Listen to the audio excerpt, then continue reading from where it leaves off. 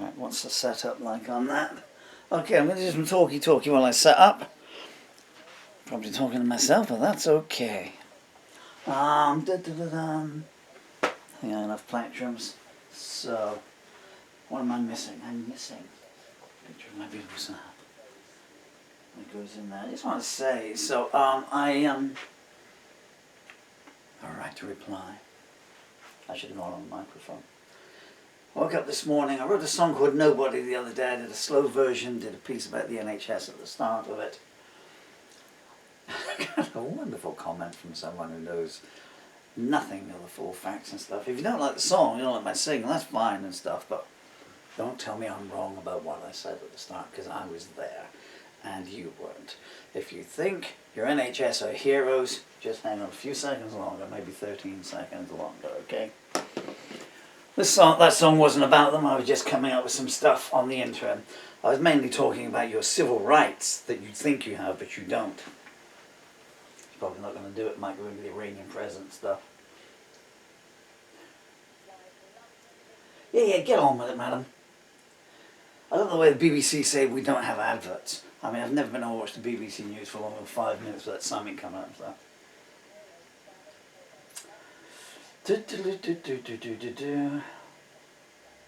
Remember, we've already gone through COVID, 20,000 people. Infected blood scandal. Alright? There you go. So it is the end of May 2024 today. This was the 70s and 80s.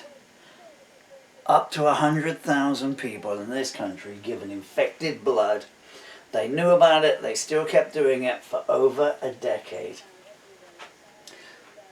And it's only coming to the court today in 2024. Thousands dead, thousands of lives ruined. And let me juxtapose just a little bit more back as well. Because there's no care system in this country, and because the batteries in our remote control have gone flat. What the hell? Ay.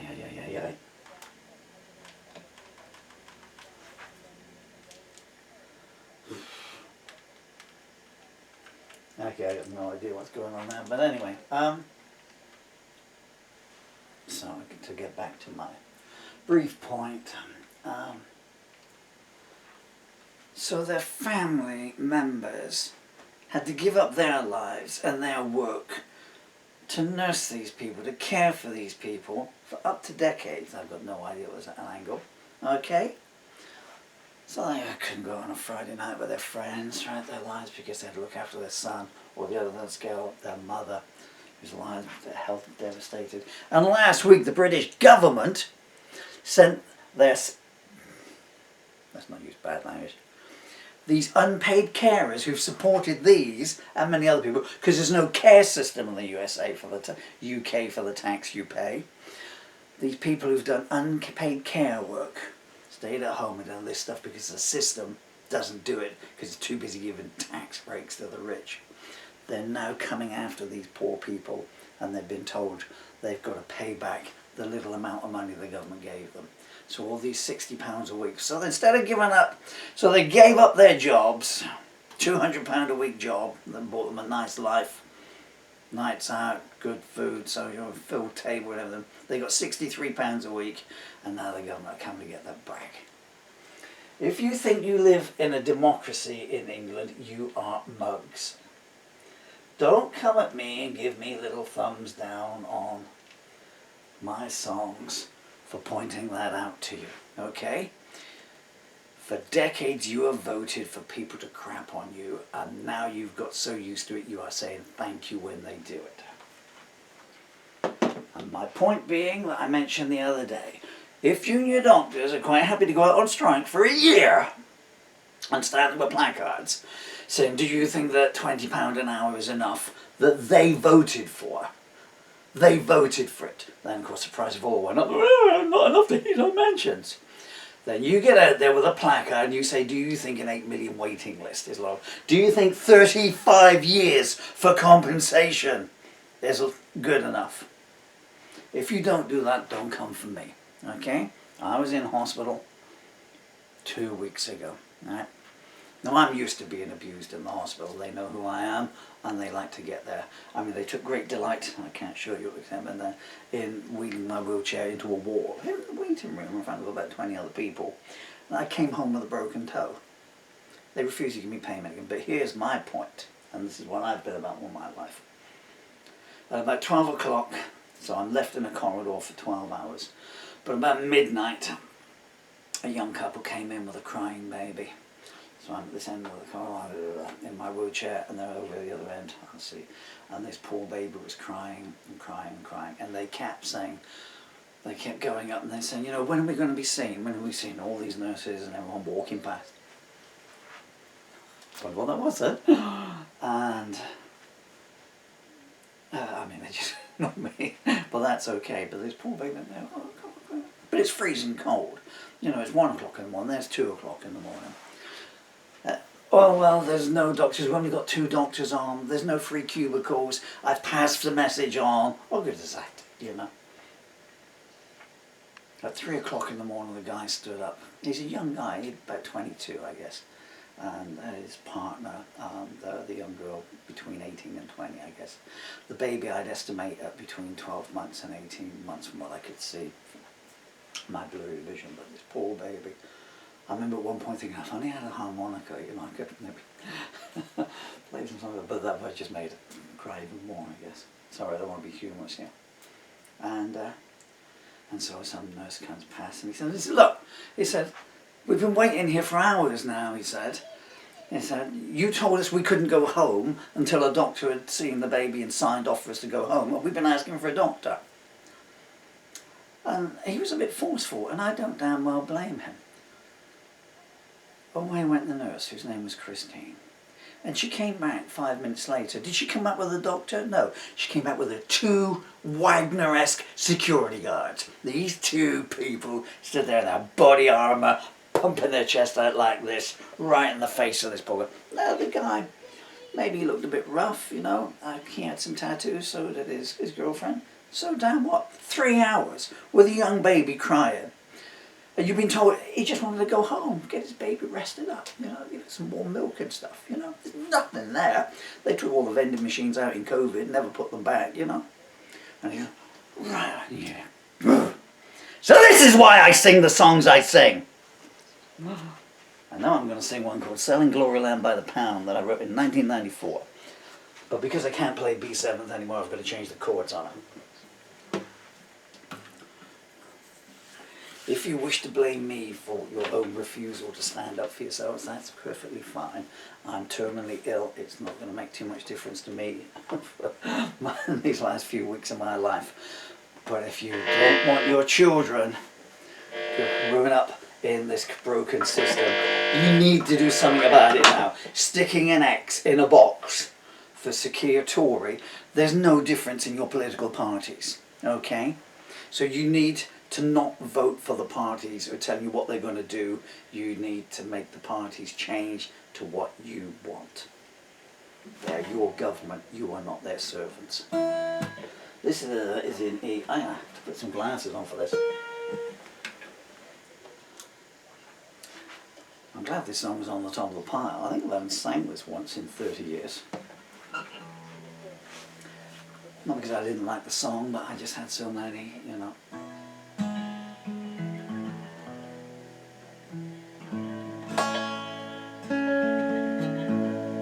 Pickup's not working.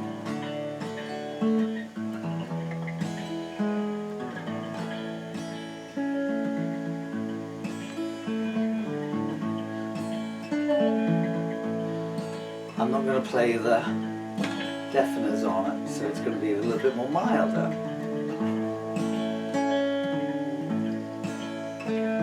There's for sale signs on every door, and all the young boys are off to war.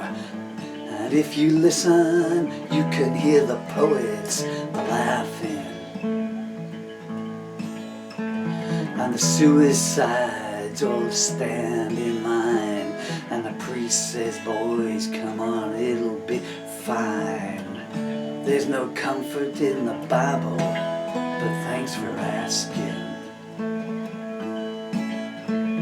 There's young girls scrounging in the dirt from rich men in $50 shirts. If everyone is born equal, they don't show it.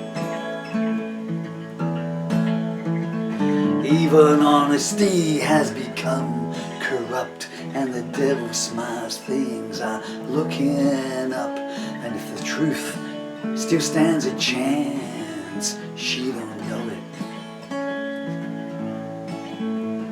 The harps are burning in the sand, and no one knows where it's safe to stand. They throw you on the heap before you're finished. The suits just sneer, I've got to go. Send me your sister's portfolio. As justice stands alone, bereft and diminished. The vendetta boys have all the power, and beauty dies at 90 miles an hour. Fools go rushing in, and angels tremble. Wealth buys you better enemies. If you can't control, you can always appease.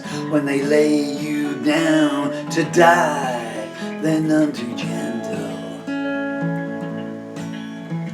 It's 85 down in the shade, and all the good girls feel afraid. They're getting lots of looks from bad actors. The small ads read, buy now, pay then, and the same applies to all your friends. Prayer won't get you through even today's fear factor.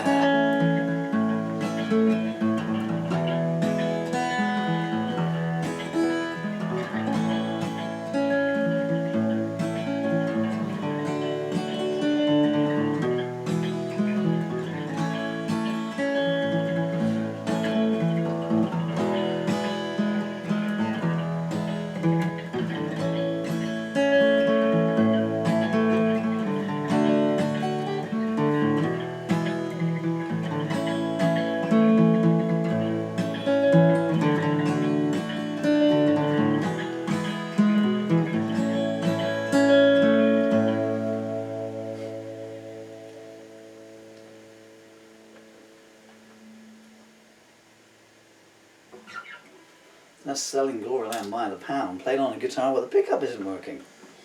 Wow. Anyway.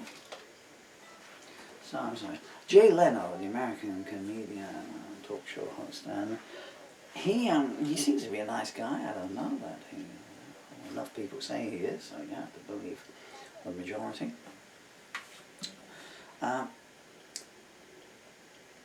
He did an interview and he was saying about his acting. He said, I don't do political stuff. He said, because if you go Bush or Biden, you automatically lose half your audience. And he was saying, you know, corporate gigs, they say don't swear. So I don't do swear, so because, you know, they don't invite you back and you don't get the money. You know, and that's okay. You know, he does his act and he doesn't want to do this stuff. But the reason he doesn't want to do it is because he's going to lose work from it, or his salary's going to go down, or his audience is only going to be half full because I don't want to go and listen to someone slag Bush off. I don't want to go and listen to someone slag Trump off. I don't want to go and listen to someone slag Obama off. I don't want to go listen to someone slag Biden off because I believe what they say. So that's okay for him, and you get good money to do it that way. You know, there's nothing more comfortable than sitting on the fence, but I could never do it. That just wasn't my thing. Okay, John Lennon was, I guess, kind of the same. You find it more in us Irish, you know. From, you know, well, not just, I mean, you know, a lot of the Celts really, you know, I mean, Dylan Thomas, you know, was, I mean, I grew up on the punks, you know, Johnny Rotten and stuff, but then you go back and read Dylan Thomas and think, okay, well, you know, that's pretty punk rock really, you know.